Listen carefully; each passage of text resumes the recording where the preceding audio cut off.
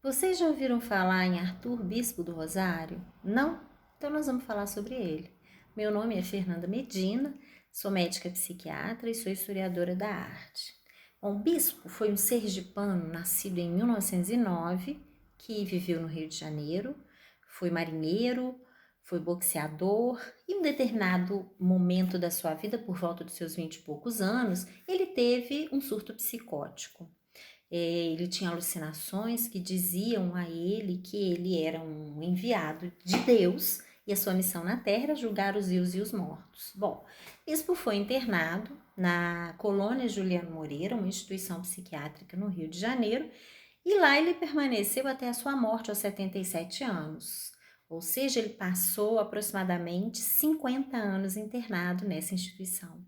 Como paciente, ele era rebelde, ele não aderia muito voluntariamente aos tratamentos instituídos, né? Como medicação, eletroconvulsoterapia, bom. Mas, por alguma razão, o bispo encontrou um meio de expressão do seu pensamento, que foi através da arte. Ele passou a coletar pequenos objetos, a construir objetos tridimensionais com essas pequenas sucatas, ou esses pequenos objetos que iriam para o lixo, como caixinhas de fósforo.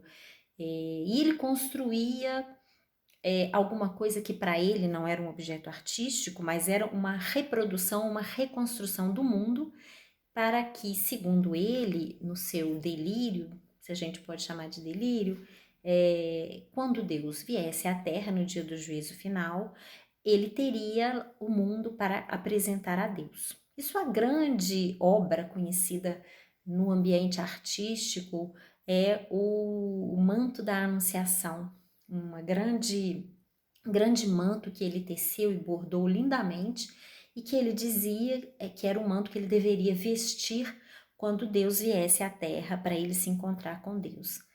É interessante a gente perceber aqui como que a arte para bispo, ele não fazia arte, né? Melhor dizer, né? A gente precisa entender que do ponto de vista dele como paciente ou como sujeito esquizofrênico, aquilo não era arte.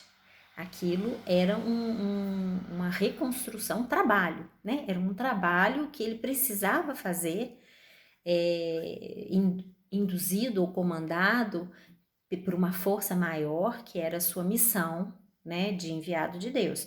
Mas muitos críticos de arte, alguns críticos de arte, descobriram essa produção artística e compararam a sua obra à obra de artistas vanguardistas como Marcel Duchamp, para vocês verem o tamanho da qualidade estética reconhecida por artistas e por críticos de arte na obra do bispo. Apesar dele não ter contato nenhum com o mundo artístico, como eu disse, ele era um marinheiro, ele era boxeador, ele era pobre, negro e não veio de nenhum ambiente onde ele tenha recebido uma formação artística. Ao contrário, ele passou a vida dele inteira fechado e segregado dentro de uma instituição psiquiátrica.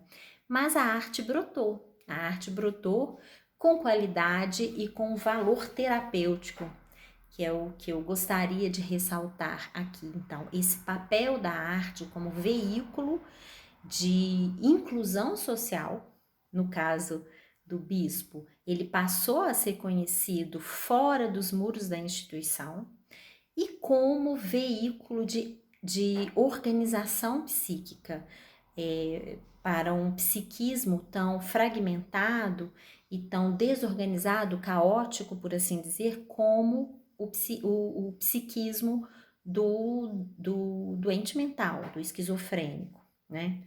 Então, a mensagem que eu gostaria de deixar aqui é essa: é a importância da arte como veículo de inserção social para quem se imagina tratando pacientes psiquiátricos numa filosofia reformada ou renovada que se leve em conta a inserção social e não só terapêuticas medicamentosas, Vamos prestar atenção na arte como veículo possível de inserção social e como veículo terapêutico, sim, por que não?